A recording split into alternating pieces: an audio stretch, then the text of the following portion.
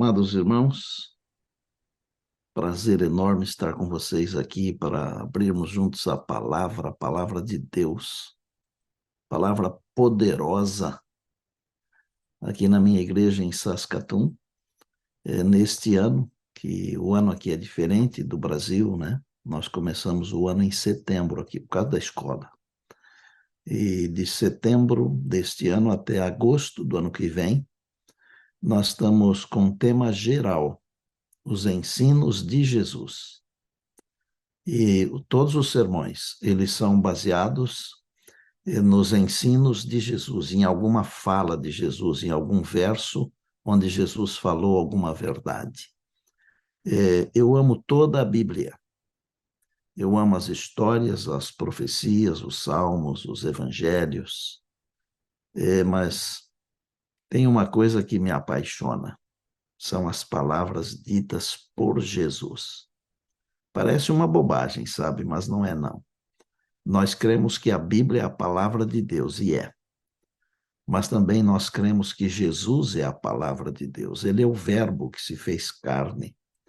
Então, quando Jesus diz uma frase, é a palavra de Deus falando a palavra de Deus. Dá a impressão de que é mais forte, não é? A Bíblia é um livro espetacular. Eu tenho a Bíblia comigo, já usei no meu ministério várias delas, e elas vão se estragando, porque eu uso muito. A Bíblia ela tem, assim, várias definições, não é? Palavra de Deus, Escritura Sagrada, você conhece uma multidão de definições. Eu, pessoalmente, tenho uma definição diferente, mas para mim ela é importante, essa definição. E eu vou falar aqui porque às vezes ela se tornará importante para você também. A Bíblia é um conjunto de fragmentos da mente de Deus, traduzidos em linguagem humana, para que você e eu possamos compreender o mínimo necessário do plano da redenção, aceitarmos Jesus e termos vida eterna. Veja que eu disse o mínimo do plano da redenção. Deus revelou para nós aquilo que é necessário.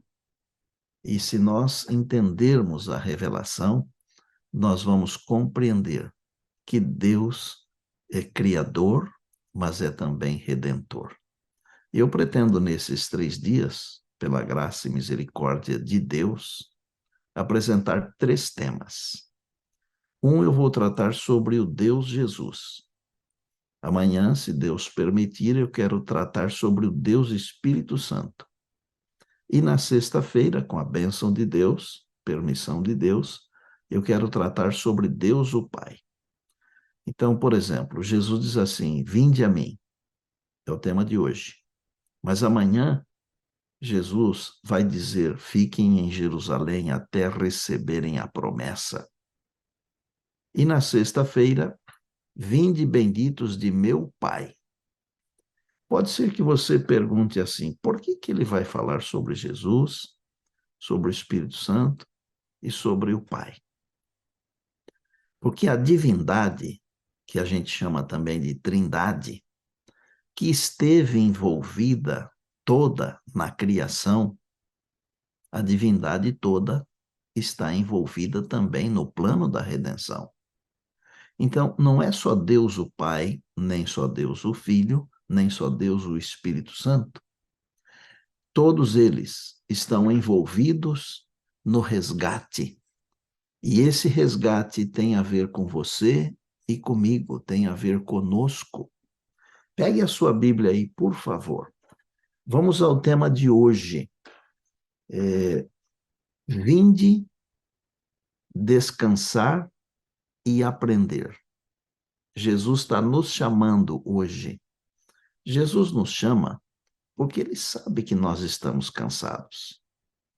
Ele nos chama porque ele sabe que nós precisamos aprender.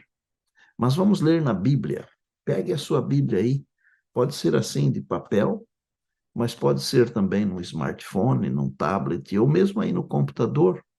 Eu estou com ela aberta aqui em Mateus capítulo 11, e eu vou ler os versos 28, 29 e 30.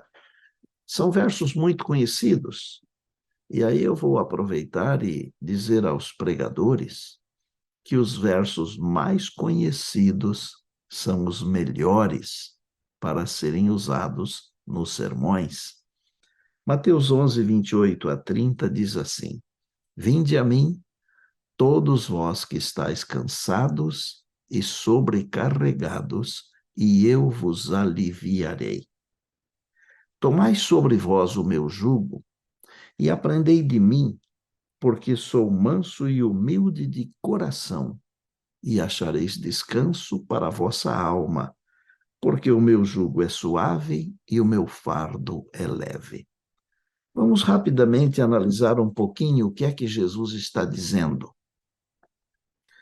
Jesus está dizendo o seguinte: venha até mim, que eu vou aliviar você. Se você estiver sobrecarregado com alguma dívida, com alguma enfermidade, com algum relacionamento não resolvido, com algum problema, seja ele qual for, ele está dizendo assim: venha a mim, eu vou aliviar você. Tem algumas coisas que nós precisamos aprender. E aprender é a ciência dos inteligentes, dos sábios, dos escolhidos de Deus. Nós aprendemos todos os dias, mesmo que a idade vai passando e a gente vai ganhando mais tempo, eu não vou dizer envelhecendo, porque eu creio que nós somos jovens há bastante tempo, mas não velhos. Mesmo assim, nós vamos aprendendo a cada dia. Aí o Senhor Jesus diz assim: olha, venha que eu vou aliviar. Tem coisas que você pode resolver com dinheiro. Tem coisas que você pode resolver com amigos. Tem coisas que você pode resolver com a família. Tem coisas que você pode resolver tendo saúde. Mas tem uma coisa que afeta a todos, que afeta a todos nós, que só Jesus pode resolver. É o problema do pecado. Porque com dinheiro você não resolve o problema do pecado. Mas Jesus sim. Ele é o Cordeiro de Deus que tira o pecado do mundo. Então, quando diz assim: vinde a mim, todos os que estáis cansados e sobrecarregados, e eu vos aliviarei. E aí ele diz muito mais. Ele diz: e achareis descanso para a vossa alma. Nós precisamos descansar no Senhor. O Salmo 37 diz isto, para a gente descansar no Senhor. E se nós não descansarmos no Senhor, nós podemos até tentar descansar em outra pessoa, ou em outra coisa, ou em outro lugar, mas o descanso não será completo. Você pode até descansar o físico, mas descansar o ser todo, a alma, o ser holístico criado por Deus, só mesmo o Senhor Jesus. E ele diz assim: e aprendei de mim, porque eu sou manso e humilde de coração. Num mundo em que existem tantos homicídios, tantas guerras, tantos maltratos, pessoas brutas, o Senhor Jesus quer nos ensinar mansidão. Mansidão. E o cristianismo, ele torna a pessoa mansa. Mas não é só mansidão que ele quer ensinar. O Senhor Jesus quer nos ensinar também humildade. E isto é uma coisa muito importante, sabe? Eu não sou melhor do que ninguém. Eu acabei de falar que eu me julgo menos que a metade de um grão de areia, mas ainda assim eu acho que eu preciso ser mais humilde ainda. Porque tudo que eu sou, tudo que eu tenho, tudo que eu faço, para tudo, eu dependo de Deus. Se o Senhor cortar a minha respiração, acabou. E veja que às vezes a gente é orgulhoso, mas desnecessariamente. Outra coisa, Muitas vezes nós vivemos ansiosos neste mundo aqui, e às vezes até nós ficamos preocupados com coisas que nunca vão acontecer. Mas esse aqui é o mundo da ansiedade, é o mundo da loucura, da correria. Um emprego, dois, três. Tem gente que tem três empregos, que não dorme, que só trabalha. Aí vem a palavra de Deus e fala para nós assim: Jesus está dizendo que ele quer nos dar o descanso. Interessante que Pedro escreveu na sua primeira carta, no capítulo 5, para lançarmos sobre Jesus toda a nossa ansiedade, porque ele tem cuidado de nós. Jesus está nos convidando para irmos a ele, para aprendermos a mansidão, a humildade. Ele é o grande mestre. Ele é manso e humilde. Ele nos dá tranquilidade, nos dá descanso. Agora, pastor, mas como é que nós podemos aprender com Jesus? Nós temos que olhar como é que Jesus fez. Um dia ele falou para os discípulos na ceia: assim como eu fiz, vocês devem fazer também. Ele é o nosso exemplo. Você sabia que às vezes nós ficamos mirando em pessoas como exemplo, em ídolos como exemplos? Ninguém deste mundo aqui, nem mesmo um pastor, nem mesmo um ator, uma atriz, ninguém aqui serve para exemplo para nós. O único exemplo verdadeiro mesmo é o Senhor Jesus. E outra coisa, ele diz assim: tomai sobre vós o meu jugo. Essa ideia não é que ele vai colocar um peso sobre nós. Não, ele vai nos amarrar a ele, para nós andarmos com ele. E diz assim: o meu jugo, o meu amarrio é suave, o meu fardo é leve. Olha, por exemplo, como Jesus tratou a mulher samaritana. Que carinho Jesus demonstrou para aquela mulher, não? Uma mulher que fora buscar água num horário que não era comum para as mulheres buscarem água. Mas Jesus disse: era necessário que eu passasse por Samaria. Olha, a preocupação dele. Nós precisamos aprender com Jesus como é que nós devemos nos preocupar com as pessoas. Olha como Jesus tratou a Pedro. Pedro o negou 3 vezes, mas Jesus foi atrás. Eu falei um dia desses num sermão que nós temos que ser como as crianças, porque às vezes uma pessoa nos ofende e nós levamos 10 anos, 20 anos, 30 anos, 40 anos para perdoar. A criança perdoa no segundo seguinte. Jesus foi atrás de Pedro para nos ensinar a perdoar. Olha, por exemplo, o que aconteceu com Judas Iscariotes, o traidor. Jesus o chamou de amigo.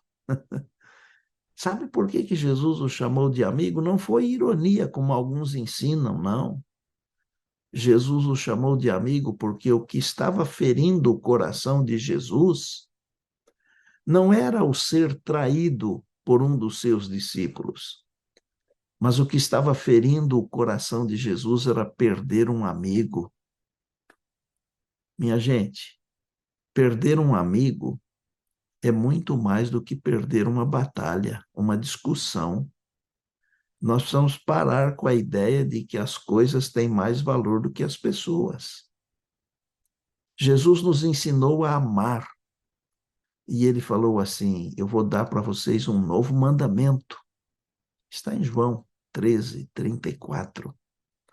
Que vos ameis uns aos outros, assim como eu vos amei. O que é que tem de novo nesse mandamento?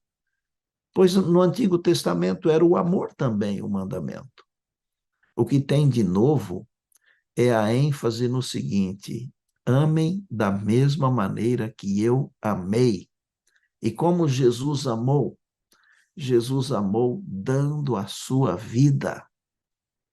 Nós precisamos aprender com Jesus. Estava me lembrando um dia desses de um hino que a gente cantava no passado. Num dos hinários ele dizia assim: manso e suave Jesus está chamando. Depois, no outro inário, ele apareceu, manso e gentil, Cristo está convidando. O Senhor Jesus nos convida a sermos humildes. Claro que ser humilde num mundo onde as aparências superam a essência, onde as narrativas têm mais poder que a verdade, trilhar o caminho da humildade parece ser solitário. Mas Jesus nos ensina a humildade. Mesmo que andar pelo caminho da humildade possa dar a impressão de tristeza e desesperança, não desista, não. Você não está sozinho. É verdade que não são muitos, né? Mas ainda existem alguns corajosos apostando no caminho da humildade. E eu acho interessante porque no caminho da humildade o que vale é o caráter. Andar nesse caminho, muitas vezes, percebe-se que a diferença entre o real e o que se mostra é uma diferença muito grande, sabe? A essência não pode ser vista nesse caminho. Ela não rende likes. É interessante. Ande por esse caminho, que é o caminho da humildade. Quem seguir por esse caminho, finalmente vai se encontrar com Jesus e andar com ele para todo sempre, porque ele disse: vinde e aprendei de mim, porque sou manso e humilde. Agora, gente, por que que Jesus é importante? Por que que eu preciso de Jesus? Você precisa de Jesus e eu preciso de Jesus? É muito simples a resposta: por que eu preciso? Por que é importante? Nós cremos que fomos criados à imagem e semelhança de Deus, não é verdade? E fomos. Cremos pela palavra que Pai, Filho e Espírito Santo, embora tenham trabalhado juntos, nós cremos pela palavra que foi Jesus o agente da criação. Está em João, no capítulo 1, no verso 3. A Bíblia diz que todas as coisas foram feitas por ele, e sem ele, de tudo o que foi feito, nada se fez. Pois bem, preste atenção por que que nós precisamos de Jesus, o nosso Criador. Preste muita atenção. Quando o Senhor foi criar as plantas, as árvores, ele falou com a terra: produza. Você já percebeu a unidade que existe entre uma planta e a terra? Tira a planta da terra, fatalmente ela vai morrer. Quando Deus foi criar os peixes, ele falou com a água: produza. Você já viu a ligação que existe entre a água e o peixe? Se tirar o peixe da água, ele morre. Agora, quando Deus foi criar a você e a mim, quando Deus nos criou, ao criar o homem, a divindade reunida disse assim: façamos o homem à nossa imagem. Por que que o pai do filho pródigo falou: este meu filho estava morto? Na verdade, ele não estava morto. É que quando estamos separados de Deus, nós estamos espiritualmente mortos. Nós precisamos de Jesus, assim como o peixe precisa da água para sobreviver, porque nós fomos formados à imagem e semelhança do Senhor.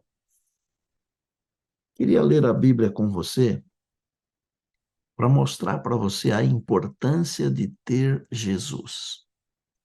Quem tem Jesus, segundo a Bíblia, já tem a vida eterna. Olha que coisa impressionante.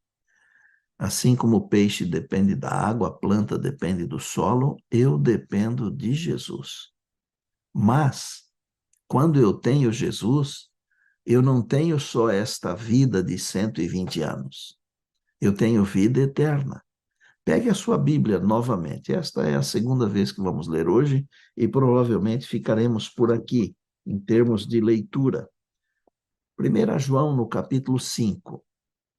Eu vou ler uns pouquinhos versos aqui para você entender uma coisa: a importância de depender de Jesus.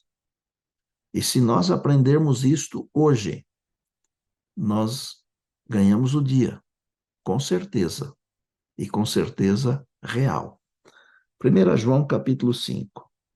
Eu vou ler uns poucos versos, começo no 9. Se admitimos o testemunho dos homens, o testemunho de Deus é maior. Nós cremos nos homens. Os homens fazem promessas, nos enganam, mas nós cremos.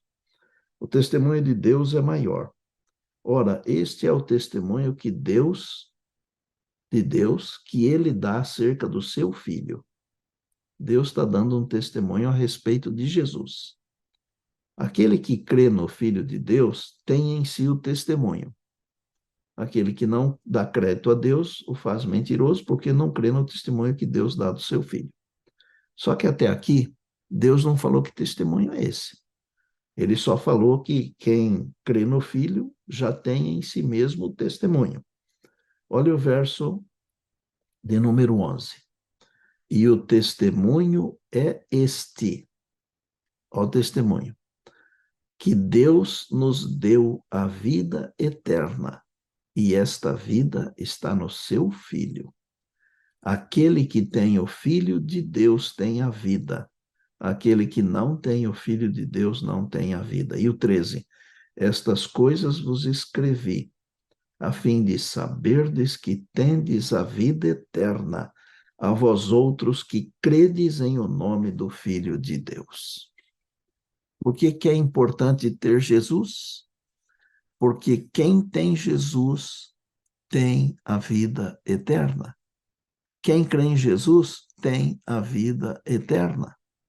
A Bíblia, do Gênesis ao Apocalipse, apresenta o plano da redenção. E o plano da redenção tem um centro, tem uma pontinha, um alvo. E esse alvo se chama Jesus Cristo. Ele é o personagem principal.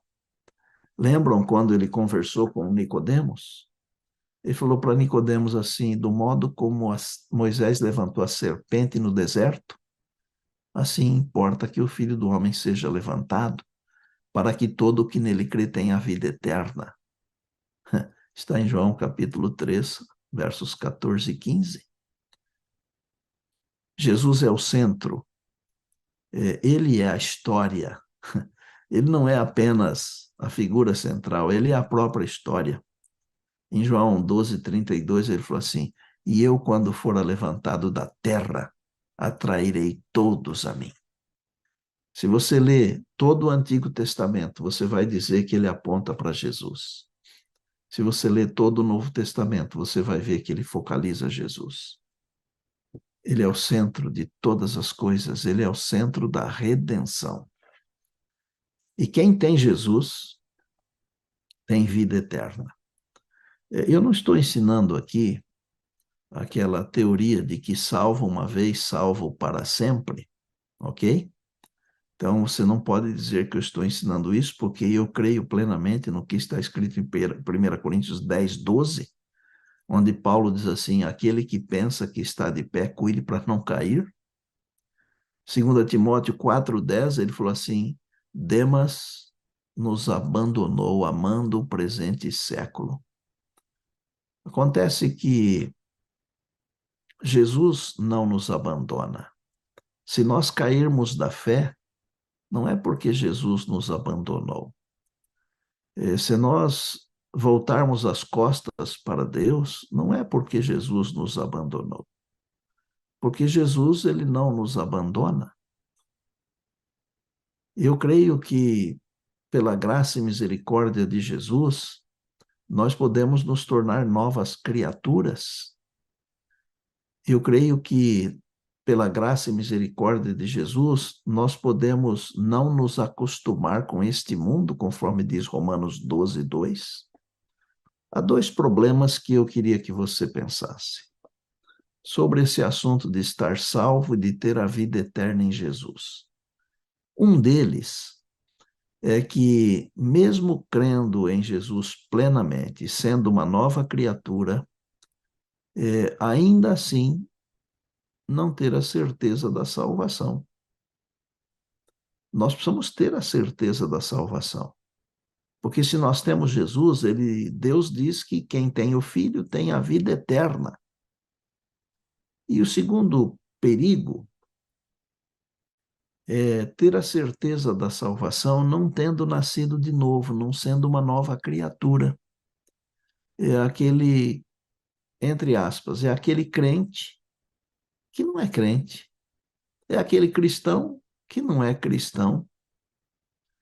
Então, veja, são duas coisas diferentes. É você ser uma nova criatura, segundo Coríntios 5,17, e não ter a convicção de que está salvo em Jesus. Se você tiver essa convicção, você terá muito mais força para enfrentar as lutas do dia a dia.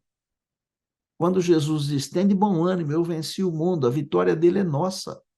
E se nós temos a Jesus, nós temos vida eterna. O outro problema é quando a pessoa não é convertida verdadeiramente e que ela ama a concupiscência desse mundo aqui, com todas as suas coisas, e acha que tem a vida eterna. Agora, vamos para a prática da vida eterna. Quem tem Jesus tem a vida eterna.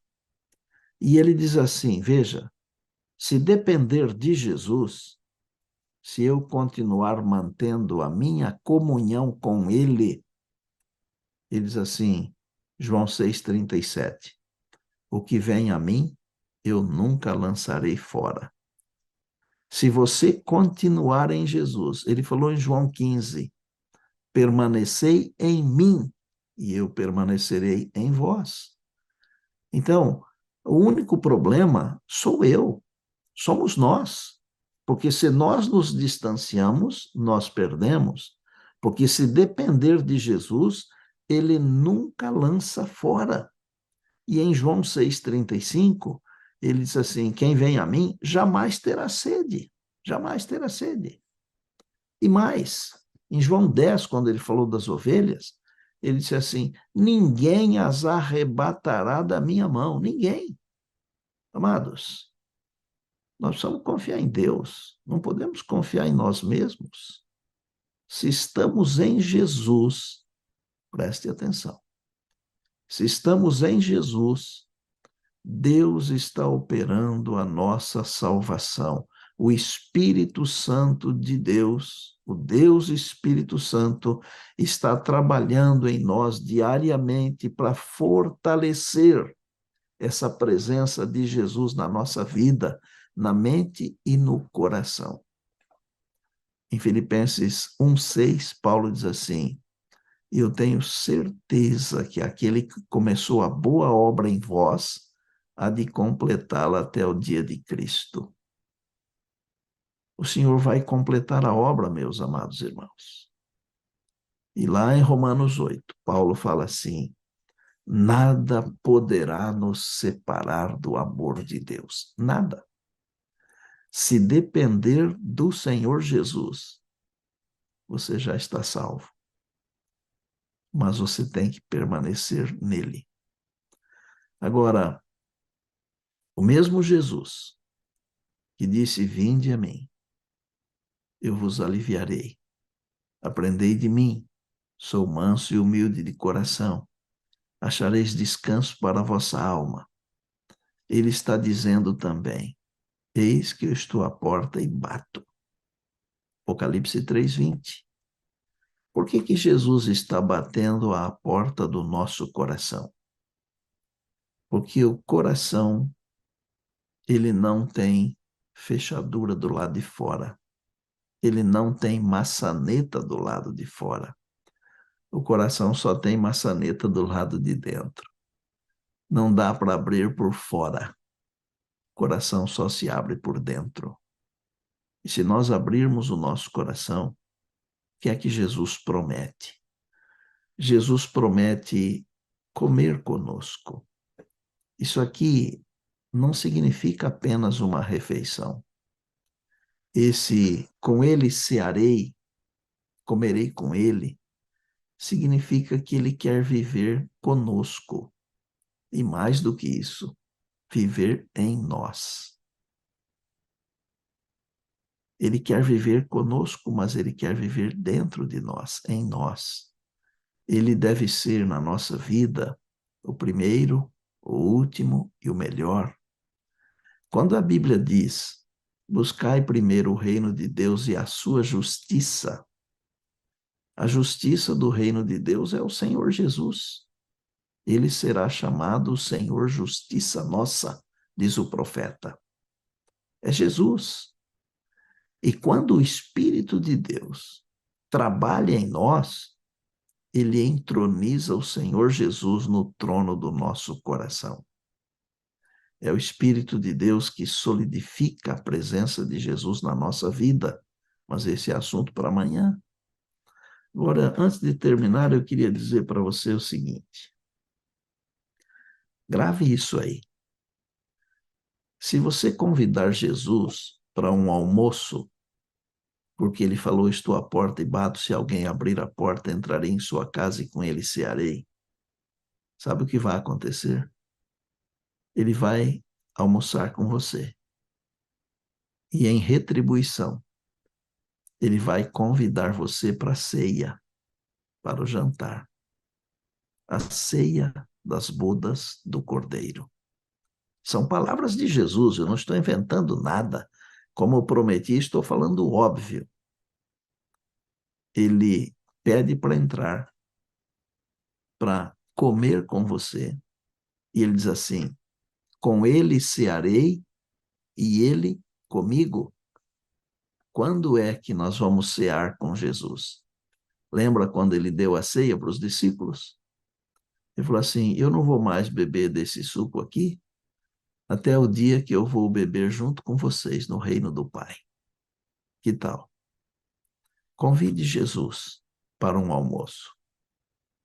Dê a ele apenas uma chance, uma só, umazinha, e ele vai convidar você para a ceia.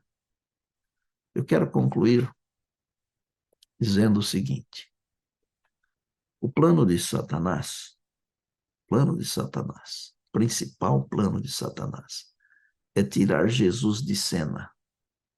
É tirar Jesus de cena. Por quê? Porque Satanás sabe que não existe nenhum outro nome dado entre os homens pelo qual possamos ser salvos. E Pedro falou isso, Atos 4:12. Pedro, cheio do Espírito Santo, falou isso. Satanás quer tirar Jesus do palco, da cena, do centro. O diabo fica maluco de raiva quando vê Jesus sendo adorado.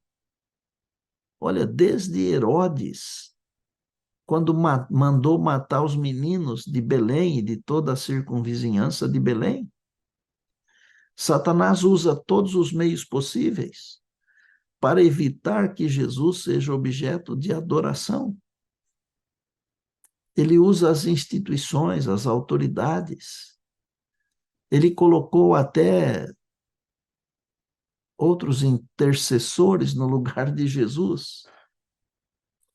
Eu tenho muitos amigos. Eu tenho amigos em outras comunidades religiosas. E esse tempo atrás, um padre, meu amigo, ele falou o seguinte: pastor, quem dera pudéssemos corrigir todos os erros, né? Eu disse, é verdade.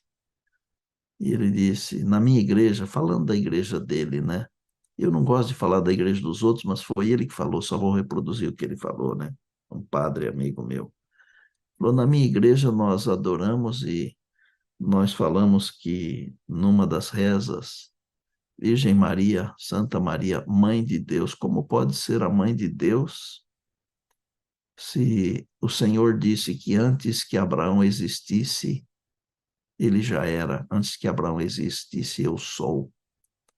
Ele disse, você tem razão, padre. Tem muita coisa que nós poderíamos melhorar, não é? O inimigo está enganando as pessoas, mas Deus tem pessoas sinceras em todos os lugares, em todas as comunidades, em qualquer igreja. Deus tem pessoas sinceras. E essas pessoas estão ouvindo a voz de Deus. Satanás foi derrotado, meus irmãos. Até o final, ele vai lutar para tirar de cena a adoração a Jesus, até o final. E uma de suas últimas batalhas será tentar destruir o povo que finalmente vai continuar adorando a Deus em meio a todas as provações do fim da história deste mundo aqui. Mas ele já foi derrotado. O Senhor Jesus é o Rei dos Reis, é o Senhor dos Senhores, e muito em breve ele virá para nos buscar todos aqueles que fizeram um pacto com ele de vida, de viver com ele. Quero concluir hoje com um pensamento que está numa meditação matinal antiga. Ela foi produzida em 1956, mas foi reeditada em 2005. E no dia 12 de novembro está escrito assim sobre fé. A fé é a mão que se apodera do auxílio infinito. É o meio pelo qual o coração é renovado e bate em uníssono com o coração de Cristo, do Senhor Jesus. Este é o único caminho que podemos tomar como seguidores de Cristo. Devemos exercer aquela fé viva que atravessará as nuvens que, como um denso muro, nos separam da luz do céu. Temos altitudes de fé a alcançar, onde tudo é paz e alegria no Espírito Santo. Amados meus, o Espírito Santo é o assunto de amanhã. Tem coisas lindas sobre o Espírito Santo. O Senhor Jesus, o nosso Criador, o nosso Redentor, o nosso Salvador, ele está hoje batendo a porta do nosso coração. Ele quer ter um relacionamento conosco, um relacionamento pessoal, diário, movido pelo Deus Espírito Santo. Um relacionamento de amor, de amizade, de companheirismo. Ele quer ser tudo em todos nós. Ele quer ser o principal. Ele quer que nós o busquemos como a primeira coisa da nossa vida cada dia. Eu sei que todos nós temos que correr muito para podermos sobreviver, educar nossos filhos, pagar as nossas contas. Mas eu tenho aprendido uma coisa já com 68 anos de idade. Quanto mais tempo eu passo com Jesus, mais rende o meu dia. Quer ter um dia de rendimento, de vitórias? Passe tempo com Jesus. Quanto mais tempo você passar com Ele, estudando a Bíblia, orando, testemunhando, quanto mais tempo você usar do seu dia para viver com Jesus, melhor será o seu dia, mais produtivo, mais abençoado. Quero orar com você. Feche os seus olhos. Senhor Deus, aqui nesta sala, onde nós estamos em movimento, onde nós buscamos diariamente o batismo do Espírito Santo, nós te louvamos pelo Senhor Jesus, que a tua palavra diz que é o nosso Criador, mas a tua palavra diz que ele é também o nosso Salvador. Nós queremos nos relacionar com esse Jesus da melhor maneira possível, para que possamos ter as graças que são produzidas em sua presença. E eu peço humildemente nesta hora, Pai, que o Deus Espírito Santo entronize o Deus Jesus na nossa mente e no nosso coração.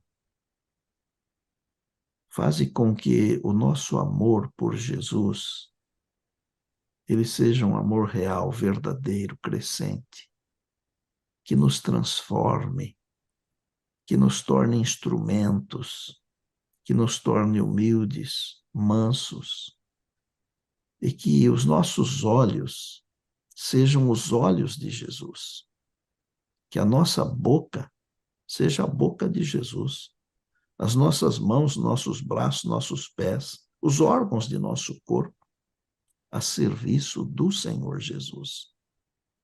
Pai do céu, permita que vejamos a proximidade do tempo, quão perto nós estamos do dia da volta de Cristo.